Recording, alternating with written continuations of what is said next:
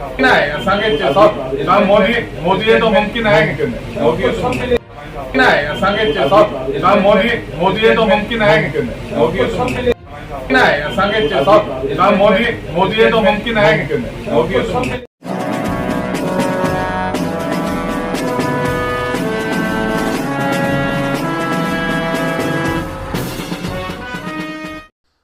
आमदार कुमार आलानी ने जब थाने सरकार की न्यूज में ये देखा कि थाने सरकार न्यूज के संपादक महेश मूलचंदानी को पूर्व आमदार पप्पू कालानी ये कहते हुए देख रहे हैं कि मोदी है मुमकिन है, इस बात को लेकर जब हमने कुमार आलानी से पूछा कि मोदी है कि मुमकिन है, ऐसा पूर्व आमदार पप्पू कालानी कह रहे हैं आने वाले विधानसभा चुनाव को देखते हुए, तो आमदार कुमार आलानी ने कहा कि मेरा ये चौथा टर्म है चुनाव लड़ने के लिए और हर टाइम मेरे सामने कई चेहरे चुनाव लड़ने के लिए आते हैं। कोई व्यक्ति अपना पक्ष छोड़कर निर्दलीय चुनाव लड़ते हैं, मगर मुझे किसी की परवाह नहीं।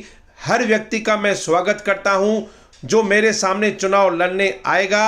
कुछ व्यक्ति अपनी पार्टी को छोड़कर निर्दलीय भी चुनाव लड़ेंगे तो भी मुझे कोई फर्क नहीं पड़ता, मगर मैं इतना कहता हूं मेरे सामने चुनाव वही लड़ सकता है जिसने समाज कल्याण के लिए काम किया हो, जिसका दामन एकदम पाक हो, जिसने शहर हित के लिए कार्य किया हो। अगर ऐसे व्यक्ति चुनाव लड़ते हैं तो ऐसे लोगों का मैं स्वागत करता हूं, अन्यथा मेरा ये चौथा टर्म है और मेरे सामने कितने लोग चुनाव लड़ने के लिए आए मगर उन्हें कोई कामयाबी नहीं मिली। मेरी पार्टी का मैं वफादार सिपाही हूं। पार्टी ने मुझे चौथी बार चुनाव लड़ने के लिए मौका दिया, मैं उनका आभार व्यक्त करता हूं।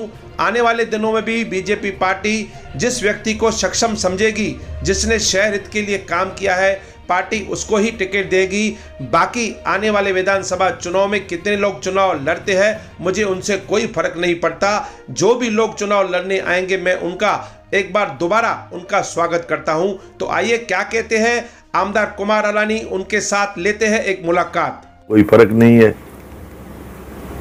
धन्यवाद। कुमार जी, आने वाले विधानसभा चुनाव को देखते हुए भाजपा पार्टी के मित्र पक्ष जैसे कहे कि आरपीआई पार्टी, राष्ट्रवादी पार्टी, उनके तरफ से भी ये कहा जा रहा है कि इस बार हम भी अपना भाग्य आजमाएंगे और 141 क्षेत्र से वह भी चुनाव आमदार का लड़ेंगे। आप क्या कहेंगे?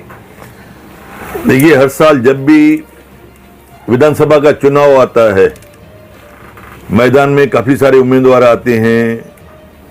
कोई पक्ष होते हुए भी निर्दलीय लड़ता है, कोई निर्दलीय होके कोई भी पक्ष की टिकट लेके सामने खड़ा हो जाता है। देखिए, ये विधानसभा हर एक को छूट रहती है, हर एक की ख्वाहिश रहती है कि मैं विधानसभा का चुनाव लड़ूं। मैं उनका स्वागत करूंगा। देखिए, आज किसी को मना नहीं कर सकते, हर एक का अपना अपना ओपिनियन है।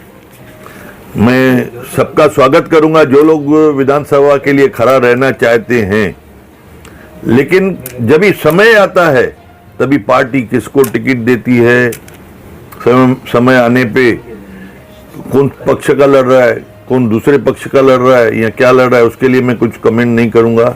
बाकी मैं तो जो भी विधानसभा के लाएंगे अगर आके खड़े रहेंगे तो मैं उनका तहे दिल से शुक्रिया अदा करूंगा। कुमार जी, वैसे 5 साल पहले का जो संघर्ष था और अभी 5 साल के बाद जिस प्रकार से शिवसेना पार्टी के 2 गठ है, उबाटा की तरफ से भी ये कहा जा रहा है कि वह भी विधानसभा चुनाव लड़ेंगे और शरद पवार जी की तुतारी उनके तरफ से भी विधानसभा का चुनाव लड़ने का कहा गया है। तो आपको कैसा लगता है 5 साल पहले वाला संघर्ष है और आने वाला संघर्ष है, उसमें कितना अंतर रह सकता है? देखिए, भले कोई कितनी भी तुतारी चलाए या कोई काम उनसे भी पार्टी से खड़े रहे, मैं उनका स्वागत कर रहा हूं। आपको बोल रहा हूं कि हम भारतीय जनता पार्टी के तरफ से लड़ेंगे, चाहे शिवसेना का उम्मीदवार आता है, कोई भी गठ का। आज आपने कहा कि कोई तुतारी बजाएगा, देखिए ये कोई अपक्ष भी खड़े रहते हैं। हर चुनाव में 5-7 उम्मीदवार 10 उम्मीदवार आते हैं। पिछले 5 साल पहले भी हमारे आरपीआई के नेता भगवान बालेराव जी खड़े थे। हाल ही में 20-25 दिन पहले उनका जन्मदिन था टाउन हॉल में। वहां पे मैंने बोर्ड देखा, पूरे उल्लासनगर में लगेला था कि 22 आमदार। अच्छी बात है, मैंने उनको बधाइयाँ दी, चलो उनकी सोच अच्छी है। देखिए, आज हर एक आदमी सोचता है मैं आमदार बनूं, हर एक को लड़ने का मना ऑप्शन है। आज भगवान बालेराव जी, देखिए उनकी सोच जो है वो पॉजिटिव है, हमारे दोस्त हैं। मैं चाहूंगा शहर में आमदार जो भी हो साफ सुथरा हो, जो शहर के लिए पॉजिटिव सोचता हो, शहर का क्रिमिनल रिकॉर्ड ना हो, शहर में काम करने की उसको लगन हो, उसके पास ऑफिस हो, काम करने के लिए उनके पास मैन पावर होना चाहिए, काम करने के लिए उसकी क्षमता होनी चाहिए, काम करने के लिए वो शहर को टाइम देना चाहिए। सिर्फ आमदार की वर्दी पहन के आमदार नहीं बनना है, लेकिन उसके साथ साथ में काम भी करना है। ऐसा जो मैं आज 4 टर्म इलेक्शन आमदार का लड़ा हूं, 2 बार जीता हूं, 2 बार हारा भी हूं मैंने, लेकिन कभी ऑफिस बंद नहीं की। सर जी, भाजपा संगठन के तरफ से भी ऐसे कुछ लोग हैं, ऐसे पक्षधार लोग हैं जो आपको नापसंद कर रहे हैं, आपके पक्ष में रहकर भी आपके खिलाफ काम कर रहे हैं। तो आने वाला विधानसभा चुनाव आपको काफी संघर्ष भरा लगेगा, ऐसा आप महसूस कर रहे हो? देखिए, हर पक्ष में जब भी चुनाव नजदीक आता है, हर एक आदमी की इच्छा होती है कि मैं आमदार बनूं, मैं नगर सेवक बनूं, मैं मेयर बनूं, डिप्टी मेयर बनूं, हर एक की सोच रहती है। लेकिन हमारा जो पक्ष है, आज हमारे वरिष्ठ अध्यक्ष है, हमारे डिप्टी सीएम देवेंद्र फडणवीस साहब है, हमारे आदरणीय मंत्री कैबिनेट रविंद्र चौहान जी है, वो लोग डिसीजन मेकर है। वो लोग पूरा सर्वे करके किसको टिकट देनी चाहिए, किसको खड़ा रहना चाहिए, वो जो डिसीजन देते हैं हम मान्य करते हैं, क्योंकि हम पक्ष से बड़े नहीं है, मैं एक छोटा कार्यकर्ता हूं। आज मुझे आमदार बनाने में मेरी पार्टी का सहयोग है, जिन्होंने मुझे सोच के आज 4 बार मुझे टिकट दिया, और आज मैं यहाँ पे हूँ तो पार्टी के वजह से हूँ और इस शहर की वजह से। ये मेरा तो ये 4था टर्म है। जब भी चुनाव आता है, जब भी पहले मुझे याद है मुझे आमदार की टिकट मिली थी, उन दिनों में नरेंद्र राजानी जी अपेक्षित थे।